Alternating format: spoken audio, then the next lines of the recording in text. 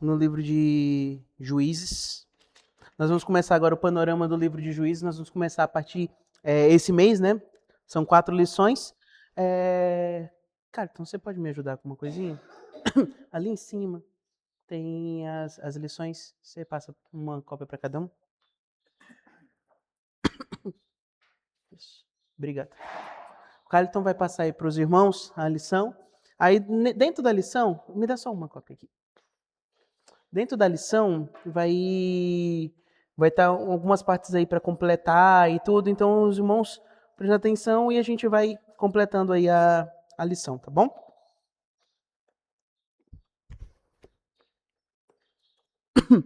Então, vamos abrir lá em Juízes, capítulo 21, versículo 25. Esse eu acredito que é o versículo-chave do livro inteiro, porque é exatamente isso que o povo de Israel fazia. Juízes 21, versículo 25. É o último versículo do livro. Diz o seguinte: aqueles irmãos que não tiverem com a Bíblia, logo na lição tem aí na primeira página, tá? Naqueles dias não havia rei em Israel, cada um fazia o que achava mais certo. Então vamos orar ao Senhor. Pode orar pra gente, Carlton?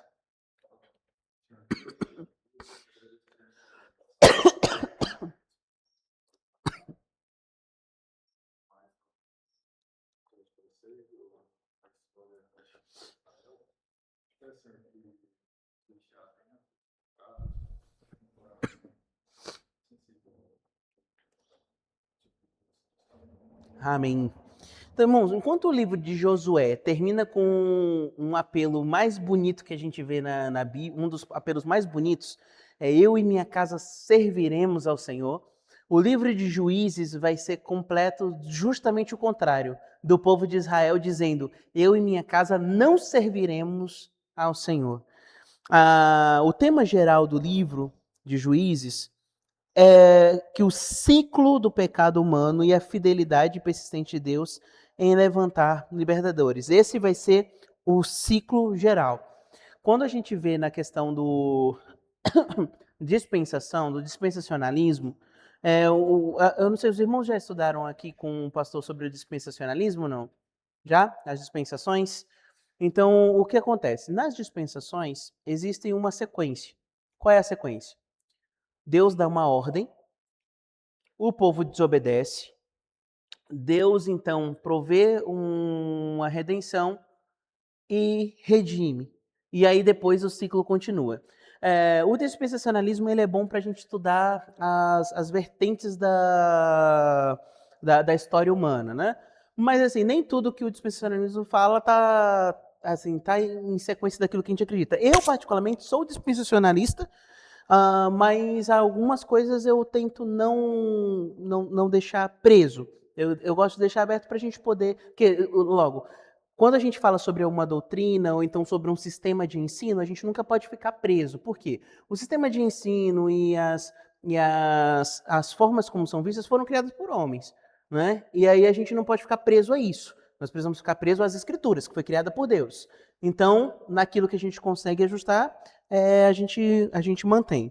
Então, o que acontece? Nesse ciclo, o povo de Israel vem servindo esse ciclo desde o Egito. Olha, eles passaram 400 anos no Egito, lembra? Como escravos. Aí saíram do Egito. Na primeira provação, eles falaram, é melhor a gente ter ficado no Egito. Aí Deus proveu uma libertação, eles saem do Egito, sai pelo deserto, passa pelo Mar Vermelho, atravessa o deserto, pecam diante de Deus várias vezes, Deus redime o povo, 40 anos se passam, eles entram na terra de Canaã. Conquistamos a terra de Canaã com Josué, todo Canaã foi conquistada, eles não fizeram da forma correta 100%, ainda permitiram que ainda ficassem outros povos, e aí Deus falou que não era para fazer isso porque eles iam se afastar, eles não ouviram, e acontece então o livro de Juízes, que naqueles dias cada um fazia o que era mais correto aos seus próprios olhos. E isso é um problema muito sério. Quando não se tem uma ordem e cada pessoa acha que pode fazer o que é melhor para si, nós temos o que a gente chama da desordem e o caos, né? Porque o melhor para mim, muitas vezes não é o melhor para o Carlton. O melhor para o Carlton, muitas vezes, não é melhor do que o irmão Eli. O melhor do irmão Eli não é melhor, às vezes não é melhor do que o irmão Ricardo e do Amaniel, das mulheres, não, de forma nenhuma. Então, o que acontece? A gente vira um problema sério. Por isso, quando nós estamos trabalhando, trazendo para a igreja hoje, nós não fazemos assim a vontade de uma pessoa. Nós fazemos a vontade do quê? De Deus. E nós, como é que nós representamos isso? Através da Assembleia, né? A Assembleia é feita por todos, ou seja, uma Assembleia democrática, né? Nós não vivemos no sistema democrático, mas vivemos no democrático congregacional. Como se funciona isso? Nós decidimos as coisas, mas primeiro oramos, pedimos o direcionamento de Deus e aí então nós organizamos. Dificilmente nós fazemos alguma votação que dê assim 51 por 49, porque a igreja está dividida. Se for 51 por 49, a igreja está dividida. Tem que ser acima de 80%, porque aí a gente sabe, não, tem pessoas que vão pensar diferente, é normal. Mas se a maioria está junto com o mesmo pensamento em Cristo, a gente consegue argumentar, a gente consegue fazer as coisas direito, né? Então, por que a gente não faz, cada um faz conforme a sua própria vontade na igreja? Ah, mas a igreja é de Deus, é de todo mundo. Por quê? Porque senão vira bagunça. Porque se eu disser assim, não, eu quero pintar essa parede de preto, o outro, não, eu quero de azul, o outro eu quero de roxo. Ah, vamos colocar os bancos, mas quem é que vai pagar? Ah, mas a gente já dá o dízimo. Aí tá vendo onde já começa? Aí vira uma bagunça enorme. Por isso que a gente tem a Assembleia para poder organizar e deixar tudo em dias. O povo de Israel tinha um sistema teocrático. Ou seja, Deus dava a ordem e o povo cumpria. Funcionou com Moisés, funcionou com Josué. Chegamos no livro de Juízes, cada um começou a fazer conforme achava melhor. E aí virou um caos. O livro de Juízes é um caos completo. Se você for ver qualquer livro da Bíblia, o livro de Juízes é o livro do caos. Por quê? O povo vivia com Deus, se afastava de Deus, eram punidos, e aí vivia um ciclo de redenção. Aí voltava. E ficava nisso. Olha, tem um texto em 2 Samuel, 1 Timóteo, que ele fala justamente sobre isso, né? Engasguei, só um momentinho. Toda a escritura é inspirada por Deus e útil para o ensino, a repreensão, a correção e a educação na justiça, a fim de que todo homem seja perfeito e perfeitamente habilitado para toda boa obra. E eu gosto de lembrar do ciclo. Olha, nós estamos aprendendo. No momento que eu aprendi aqui eu gero o quê? Primeiro, toda a escritura é inspirada por Deus e útil para o ensino. Estou sendo ensinado. Se eu erro, chegou num ponto aqui que eu errei, pequei. Aí o que ela diz? Toda a escritura é inspirada por Deus e útil para o ensino, para a repreensão. Ou seja, eu vou ser repreendido. Já desci aqui, ó. Mas aqui na repreensão houve ajuste? Ainda não, fui só repreendido. Aí a Bíblia continua dizendo o quê? Foi para ensino, repreensão, correção. Ou seja, eu vou virar uns 180 graus ali para voltar para o mesmo local. Quando eu tenho esse ensino, essa correção, eu volto para o ponto onde eu errei. Se eu conseguir passar por isso, aí eu fui, como diz a última parte do versículo, educado na justiça. Agora, se eu errei, o que vai acontecer de novo?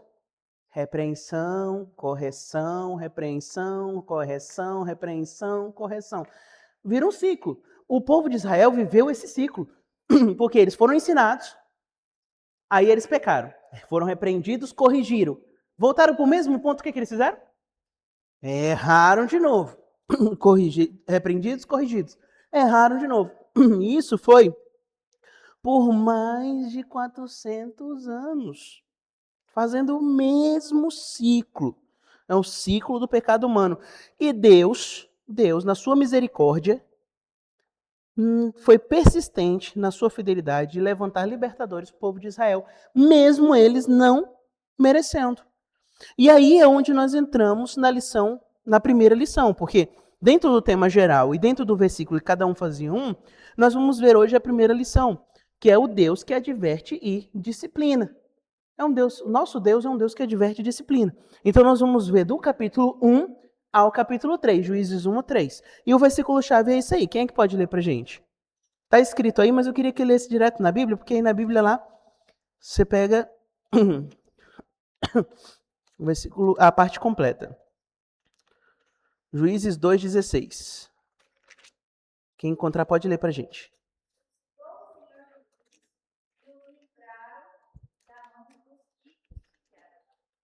Ok? Então, ou seja, Deus levantou os juízes ali que livraram das mãos dos opressores, né? Então, Juízes 2,16. Não, tá não.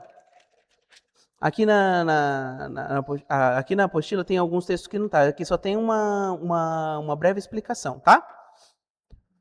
E aí é o seguinte, aqui na lição é para você ler e fazer em casa e algumas palavras-chave, algumas coisas vai aparecer aqui, aí vocês podem ir anotando, tá? Se alguém não tiver lápis, aí você entrega o cartão. Tá? Então,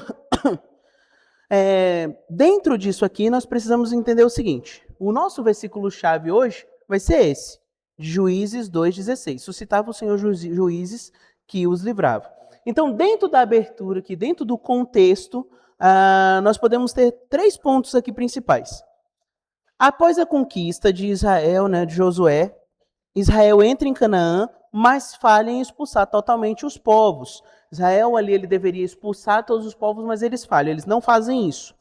E aí a desobediência, né, parcial aqui, ela gera acomodação espiritual. E eu já falei, quando nós trabalhamos com acomodação, é estagnação. Igual eu falei no culto de passagem de ano, né? Estagnação não é parada. Estagnação espiritual é descida, certo? Nada fica estagnado. Nada fica estagnado. Vou usar um exemplo. Você tem um carro novinho. O irmão Ricardo me ajuda aí. A gente está com um carro novinho. Tirei da concessionária. Deixei ele parado por 5 anos. Eu vou ligar ele, liga? Pode ser novinho da concessionária. Porque ele ficou estagnado lá, paradinho. Só que o que acontece com as peças? Elas vão se estragando, porque ela foi feita para estar funcionando, para estar rodando. Aí tem a manutenção, aí você vai fazendo. Igual, Carlos, comprei um computador novinho, deixo lá ele ligado na tomada, mas nunca ligo ele. Depois de alguns anos eu vou ligar. Todas as peças estão iguais? Não, você vai abrir a placa-mãe, está toda oxidada. Você vai ver, a pasta térmica já era. Por quê? Porque nada fica estagnado. Então, o que acontece? Desobediência, ou a obediência, vamos dizer assim, a obediência parcial, ela gera acomodação espiritual. E obediência parcial é desobediência. Olha, pensa comigo. Se lá em casa eu falasse para as meninas, vamos dizer que elas estão mais velhas, eu falo assim, olha, meninas, é para a gente fazer um bolinho para levar para a igreja amanhã, certo? Isso é no sábado. Aí a gente vai levar, então, vocês duas são as responsáveis por fazer e deixar pronto para a gente levar amanhã. Aí elas fazem. Só que elas deixam o bolinho em cima da mesa, tudo aberto, para passar a noite. Olha, a gente tem alguns animais de estimação lá em casa, né? São umas bichinhas desse tamanhozinho assim, que de vez em quando sai do esgoto, chamado baratinha. Aquelas alemã pequenininhas assim.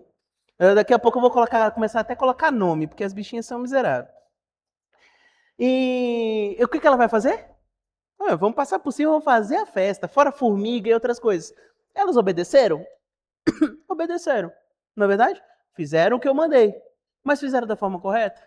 Não, tinha que colocar, ou deixar na geladeira, ou então pôr um pano, fazer alguma coisinha para proteger. Então, obediência parcial gera consequências, né? Gera consequências. Então, a nossa vida não pode ser. Então, obediência parcial gera consequências espirituais. Está aí no complete, né?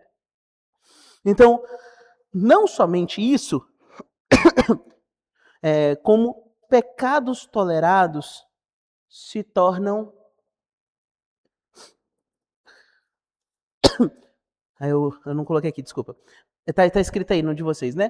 Pecados tolerados se tornam pesos, tá?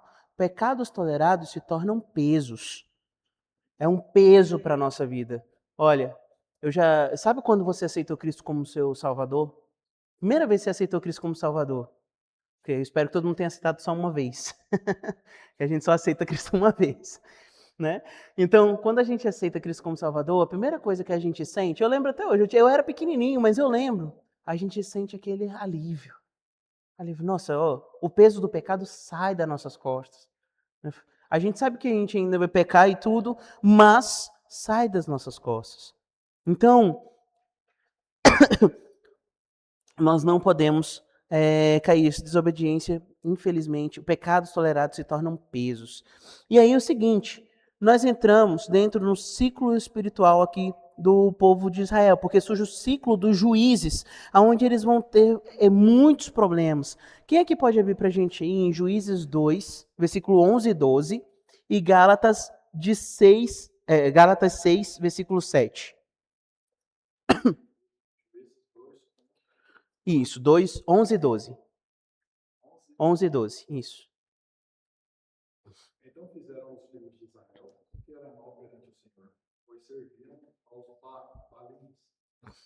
Deixaram o Senhor Deus dos seus pais, que os tiraram da terra do Egito, e foram se após os deuses cananeus que havia ao redor deles. E os adoraram e provocaram o Senhor a ira. Ou seja, eles abandonaram o Senhor literalmente. Em Gálatas 6, 7.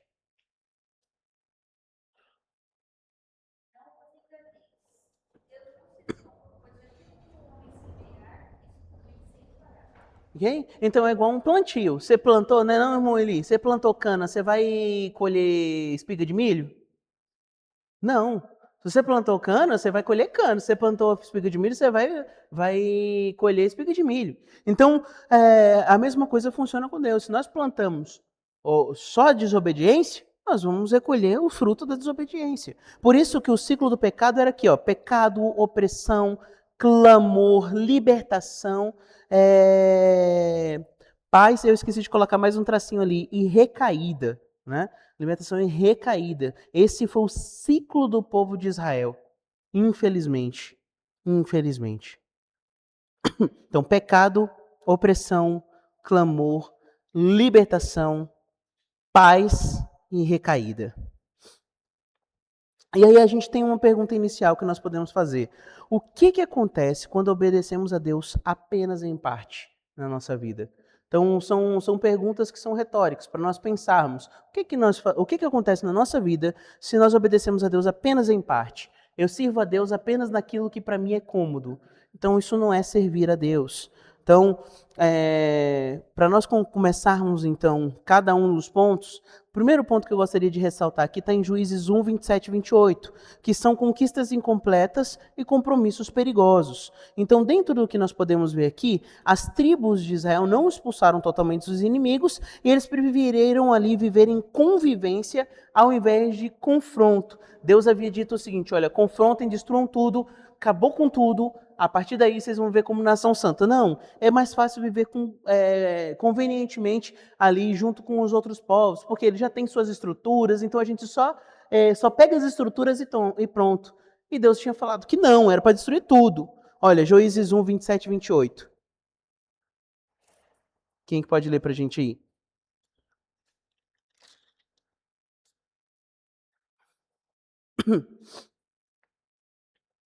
Juízes 1, 27 e 28.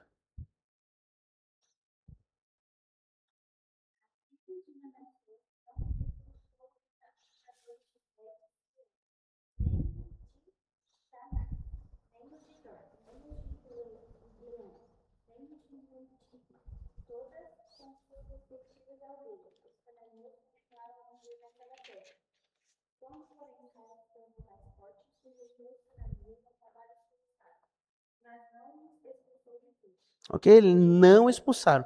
Você vai ver aí do versículo 29 até o versículo 33, todos eles são... Olha só os inícios, olha. Efraim não expulsou, 30. Zebulon não expulsou, 31. Aser não expulsou, 33. Naftali não expulsou, e assim por diante. Ou seja, o que Deus havia ordenado, eles não fizeram. Preferiram ali convivência ao confronto determinado por Deus. E qual o princípio que nós podemos trazer disso aí? Que a obediência parcial é desobediência disfarçada. Não adianta. Obediência parcial é desobediência disfarçada. Olha o que acontece. 1 Samuel 15, 22. Quem é que pode ler pra gente? 1 Samuel 15, 22.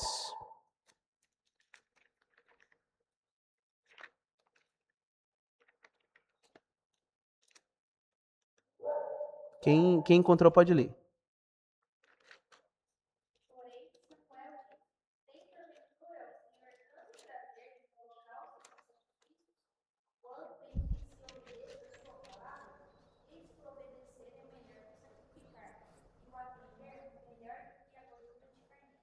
Ok? A ordem de Deus, antes de qualquer batalha, era que eles sacrificassem a Deus para pedir as bênçãos de Deus. Samuel estava demorando para chegar, o que é que Saul fez? Não, vou sacrificar, porque é melhor que, mesmo que Samuel não tenha chegado, eu mesmo sacrifico. Ele sacrificou. O que é que Samuel chegou logo depois do sacrifício e disse para ele? Olha, é melhor fazer o que você está na sua cabeça ou fazer do jeito que Deus mandou? Você fez parcialmente, porque não era para você ter feito, era para eu ter feito. Agora, por conta disso, Deus tirou da tua mão o teu reino. Ou seja, a obediência parcial é desobediência disfarçada. Ele estava com aquele, não, mas eu vou fazer com o coração. Ah, mas foi isso que Deus tinha ordenado? Não. Então, deveria ter sido feito da forma como Deus havia ordenado. Era Samuel, como profeta, que deveria fazer, e não o rei. Né? Então, voltando aqui para Juízes, você ia falar?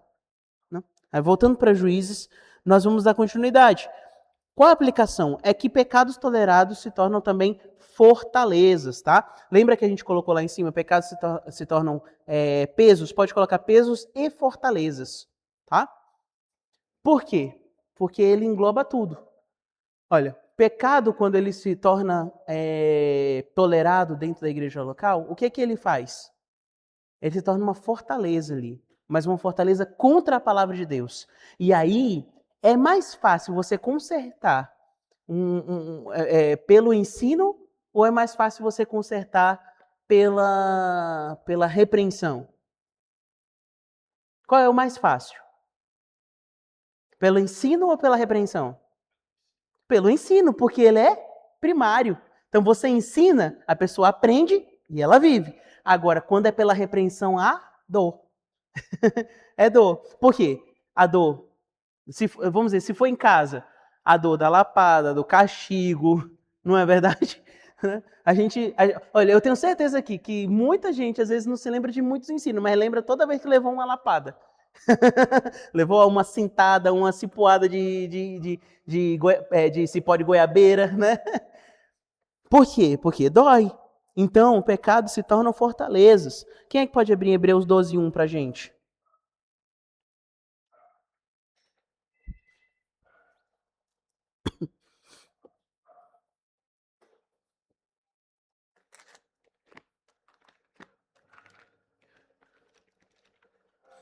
Na hora que aparecer aí, os irmãos já podem ir procurando, tá?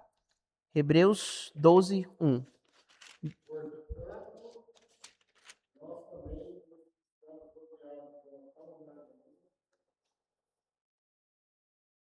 É isso mesmo, pode ler.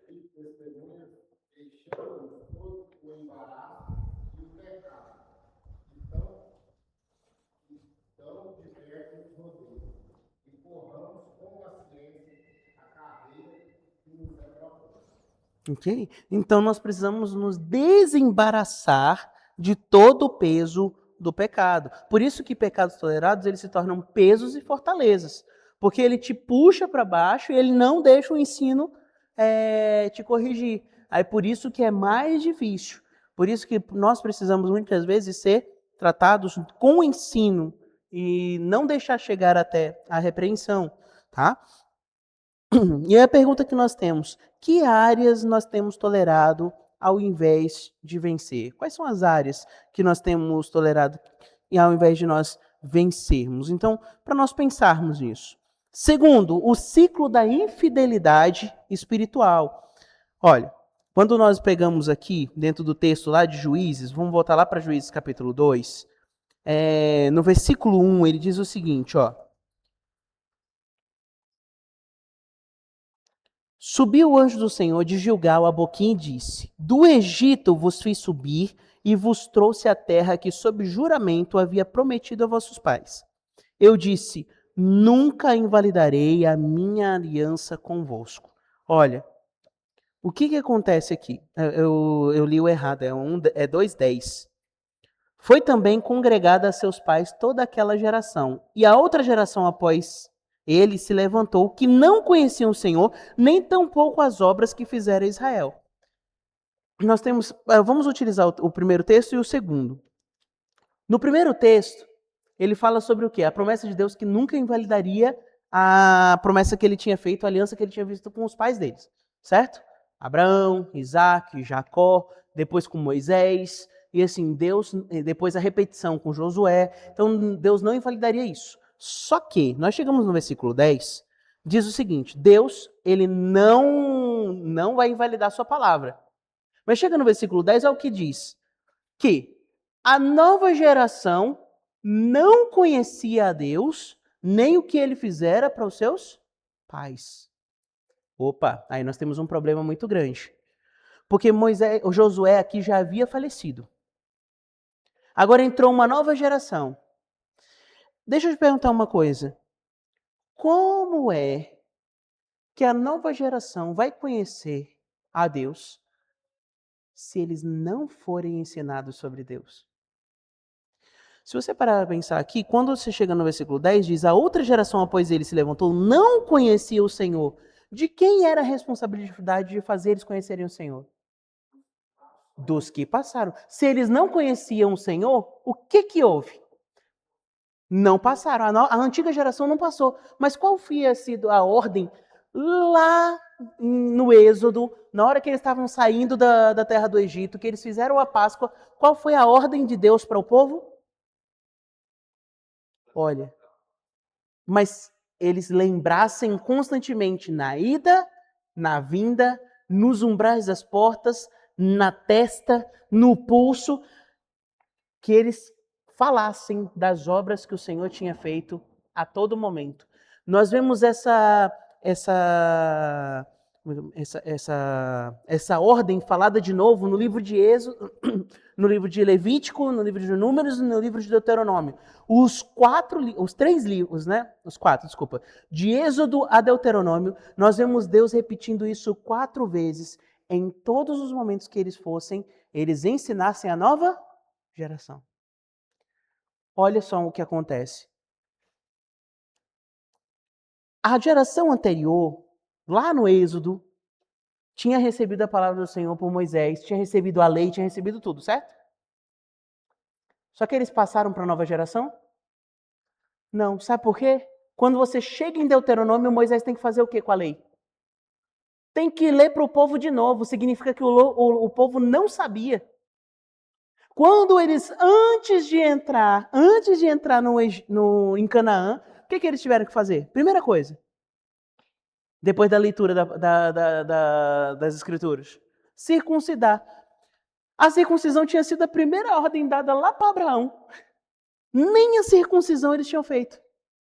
Aí nós chegamos aqui com o povo que conquistou Canaã. Novamente, eles não passaram as lições para a nova geração. Você entende que é o mesmo erro? Não ensinar a nova geração o que devia fazer? É sempre o mesmo erro. Uma geração não conhece a Deus por causa da geração anterior. Fé não é herdada automaticamente. Olha, Salmo 78, versículos 5 a 7. Esse aqui eu gostaria de ler com os irmãos, olha. Salmo 78, de 5 a 7. Olha o que diz. Assim, Ele estabeleceu um testemunho em Jacó e instituiu uma lei em Israel. E ordenou a nossos pais que os transmitissem aos seus filhos, a fim de que a nova geração os conhecesse. Filhos que ainda hão de nascer e levantassem, por sua vez, os referentes a seus descendentes, para que pusessem em Deus a sua confiança e não se esquecessem dos feitos de Deus, mas lhe observassem os mandamentos. Olha, quando a gente olha lá para trás, em Juízes de novo, eles não passaram para a nova geração, por isso a nova geração não conhecia e eles se esqueceram dos feitos de Deus. Fé não é herdada automaticamente. Por isso que nós precisamos ensinar e viver a fé diariamente. Não é só falar, não é só ensinar, mas é vivê-la. Quando nós vivemos a fé da maneira correta, a nova geração olha a nossa fé e ela aprende o que as nossas palavras falam. Agora, se eu falo uma coisa e vivo outra, as minhas palavras não têm peso. As minhas palavras não têm peso. Eu vou dar, os irmãos depois podem dar uma lida, porque senão a gente não vai conseguir completar, tá? Então, a pergunta, sua fé é viva ou é apenas tradição? Aí eu vou utilizar os pais do ano aqui, né, como exemplo.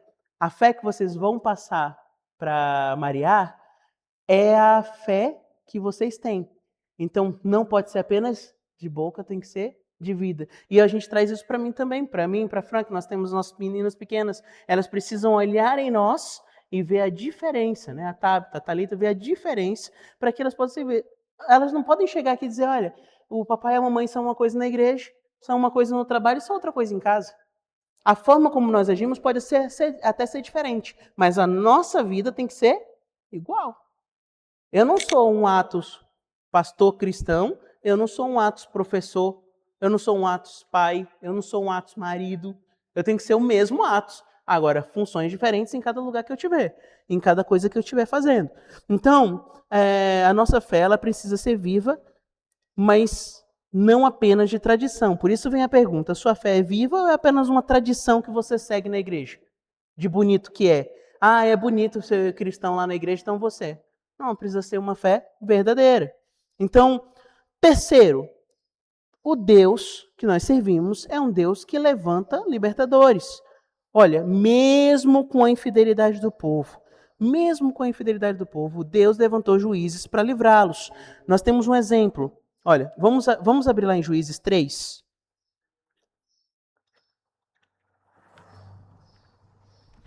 Quem é que pode ler para a gente? Juízes 3:9.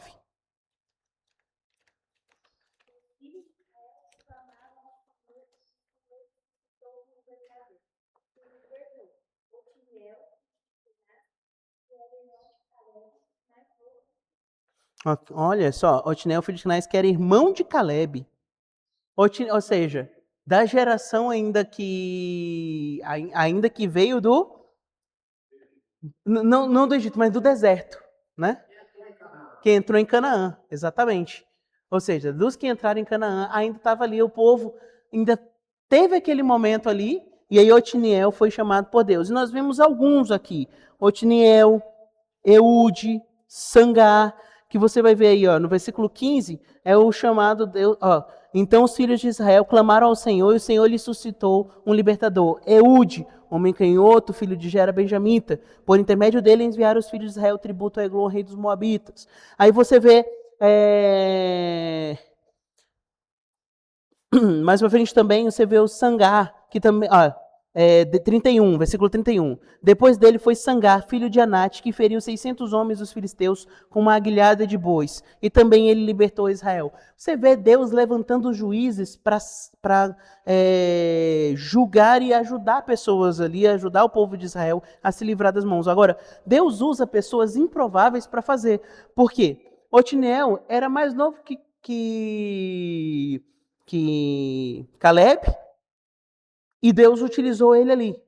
Você vê Eude, um homem que era benjamita, mais distante, e ainda assim Deus usou. Você vai ver ele Sangar, filho de Anate, também Deus usou ele. Então, Deus usa pessoas para livrar o povo de Israel, que muitas vezes poderiam não ser consideradas pessoas tão grandes. Mas Deus usa ele improváveis para fazer a vontade dele. E aí nós temos aqui como princípio que Deus age apesar da fraqueza humana. Deus age apesar da fraqueza humana. Então, 1 Coríntios 1, 27 diz o seguinte, olha. Deixa eu abrir aqui para os irmãos.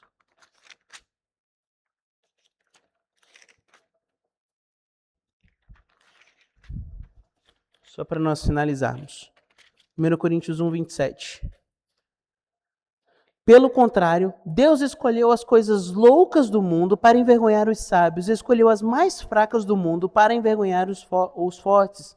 E Deus escolheu as coisas humildes do mundo e as desprezadas e aquelas que não são, para reduzir a nada as que são, a fim de que ninguém se vanglorie na presença de Deus. Ou seja, Deus usou aqueles homens não somente como libertação do povo de Israel, mas também usou eles como uma prova do seu juízo, dizendo, olha, tá vendo, eu estou falando para vocês, sirvam a mim da maneira correta. E aí sim vocês vão conseguir fazer as coisas. Então, Deus pode usar a qualquer um, inclusive nós, cada um de nós. Olha, já viu aquelas pessoas que falam, não, o diabo é traiçoeiro, né? O diabo está fazendo as coisas contra você. Irmãos, não pense que o diabo está aqui com a gente. O diabo não é onisciente.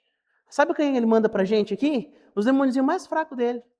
Porque se nós fôssemos fortes mesmo, a gente estaria passando tanta dificuldade, mas os nossos joelhos teriam que estar 24 horas no chão. Olha, não pense, eu já me conformei com isso. Deus não, né? O Satanás não vem para Atos. Ele manda o demôniozinho mais fraco dele. Porque Atos é fraco. Então, nós precisamos deixar Deus nos usar. Deus nos usar. Olha, irmãos, Deus age apesar da fraqueza humana. A pergunta, você está disponível para Deus? Está disponível para viver para Deus?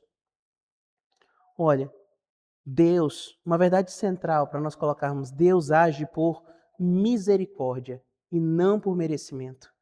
Está escrito aí, né, no seu, Deus age por misericórdia e não por merecimento. Para nós finalizarmos algumas aplicações gerais, não vai dar tempo de nós lermos os textos, mas os textos os irmãos depois podem ler em casa. Nós precisamos de uma obediência completa diante de Deus, não só obedecê-lo parcialmente. Nós precisamos de uma vigilância espiritual constante e nós também temos que depender da graça de Deus, porque Deus age por misericórdia e não por merecimento. E aí, irmãos, o último texto que eu queria ler com os irmãos está em Hebreus capítulo 12. Quem aqui pode ler para nós? Hebreus 12, 6.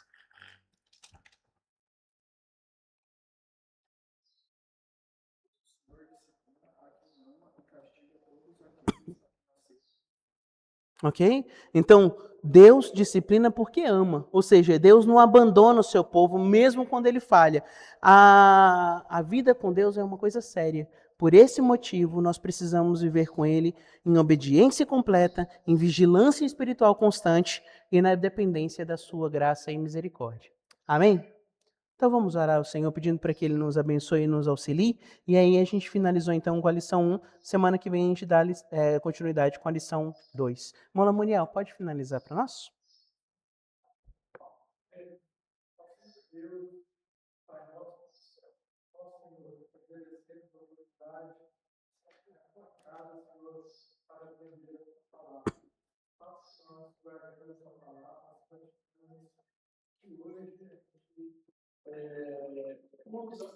Do nosso aprendizado, podia também adquirirmos que várias nós, logo à noite, para o Senhor do Senhor, também, no culto de adoração.